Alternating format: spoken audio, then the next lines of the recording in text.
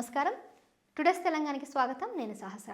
ఇందిరమ్మ ఇండ్ల పథకం అమలులో అవినీతికి పాల్పడితే కఠిన చర్యలు తప్పవని housing corporation MD PVP Gautam హెచ్చరించారు.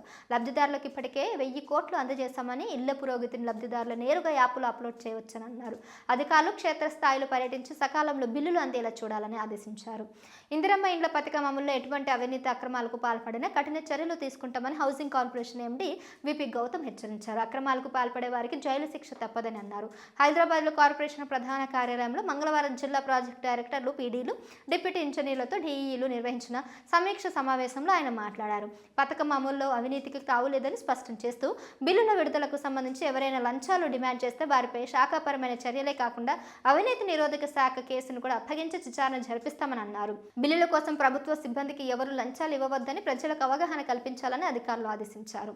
ఇప్పటి వరకు ఇందిరమ్మ పథకం కింద లబ్ధిదారులకు 1000 కోట్లు అందజేశామని ఎండీ గౌతమ్ అన్నారు. కేవలం 3 నెలల్లోనే 2.04 లక్షల ఇళ్ల పనులు ప్రారంభమయ్యాయని, వాటిలో 1,00,000 ఇళ్లు బేస్మెంట్ స్థాయికి చేరుకున్నాయని వెల్లడించారు. ఇది గృహ నిర్మాణ కార్యక్రమాలకు ప్రభుత్వం ఇస్తున్నటువంటి అత్యంత ప్రాధాన్యతకు నిదర్శనమని ఆయన తెలిపారు. పథకం అమలులో పారదర్శకతను పెంచడానికి ఒక నూతన మార్పును తీసుకొచ్చినట్లు గౌతమ్ తెలిపారు. ఇప్పటి వరకు గ్రామ కార్యదర్శులు ఇళ్ల పురోగతి ఫోటోలు అప్లోడ్ చేయడంలో జాప్యం జరుగుతుందని గుర్తించారు. ఈ సమస్యను పరిష్కరించడానికి ఇకపై లబ్ధిదారులు స్వయంగా తమ ఇళ్ల పురోగతి ఫోటోలను ఇందిరమ్మ ఇళ్ల యాప్లో అప్లోడ్ చేయవచ్చని తెలిపారు.